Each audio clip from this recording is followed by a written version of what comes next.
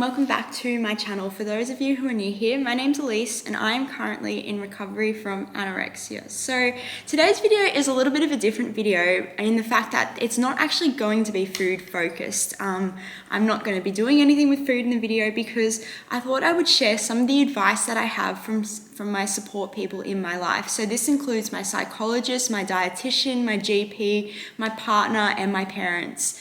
I thought it would be a nice little video that you could send to others who are supporting you so they can, just have some advice in helping you get through this challenging time. So yeah, there's not really much more to say, but I hope it does help. I know it's only a short video today. I've been really busy. I've gone back to uni and it's just hard finding the time at the moment, but I plan to do some more challenges soon because I need to. Not that I want to, but I know I have to because I need to keep pushing forwards. But anyway, so I hope you enjoyed this and I hope it helps you as well and it helps those that are in your life because eating disorders aren't a battle that's meant to be fought alone. We need our support people, we need our support networks. So I will let you watch those and I will talk to you soon. Okay, so this is my beautiful mother who I know you've all been excited to meet.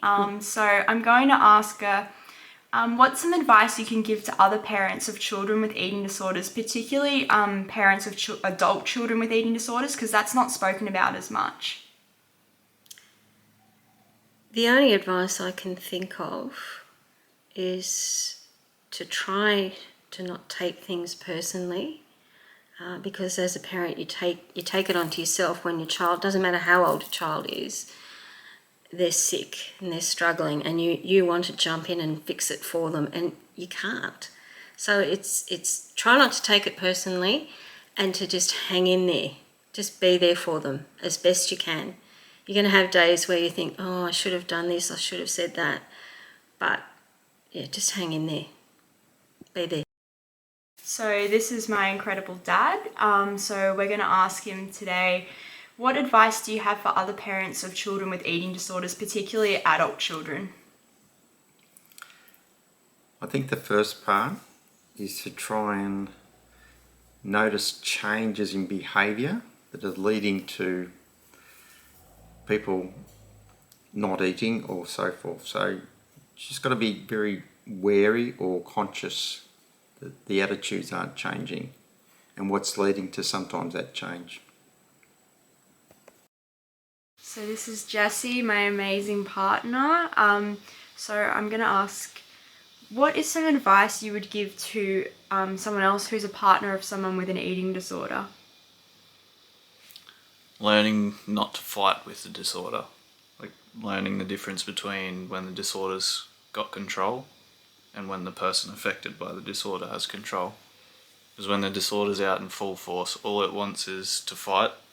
It doesn't want to listen to reason or logic, it just wants its own way.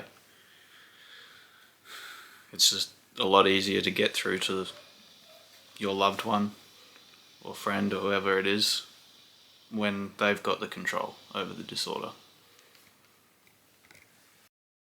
This is my amazing doctor. So what advice would you give to other GPs who have patients with eating disorders? I don't think there's anything magical to do. That's my telephone. Get to know your patient, get to know what they want or how they tick. Take really good advice from specialists who are attending and find really good specialists to attend. And talk to the family as much as you can, as much as the patient will be happy with, and just generally be supportive. So if you were to give any advice to other dietitians working with eating disorder patients, what would you tell them? I think my biggest piece of advice that I actually got from another dietitian is sort of invest in the process, not the outcome, because you can't predict, I guess, what's going to happen, but you just sort of aligning yourself with your clients and supporting them throughout the process and working alongside each other rather than kind of having an outcome in mind and then investing in that, which then it can kind of take quite a toll on you. So yeah, I think just working with them where they're at and supporting them along the way. This is my amazing psychologist, Bridget, and I'm going to ask her, so what is one piece of advice you would give to other psychologists working with eating disorder patients? So the biggest piece of advice would be to work really collaboratively. So every single client that I work with is incredibly determined, incredibly intelligent, and has so much motivation for recovery, even in the face of such fear. And so I would really work with them because they're able to use all of those qualities to put towards recovery, and take your time to get to know them, work with them. So I hope this little advice video has been really helpful for you, and it's something you can send to those support people in your life. Yeah, and I just want to say that as someone who's in recovery, probably the biggest piece of advice I can give you is just to not give up, and that the emotions will pass, as hard as it is and as scary as it is. I believe fully that there is such a better life waiting for us on the other side of recovery.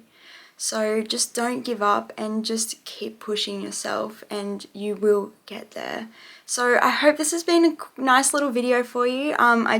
We'll do some longer ones once I settle down into life again with uni and all that, but I really wanted to share from the amazing people in my life some of their advice. So don't forget to like and subscribe and share, and yeah, I will see you in the next video.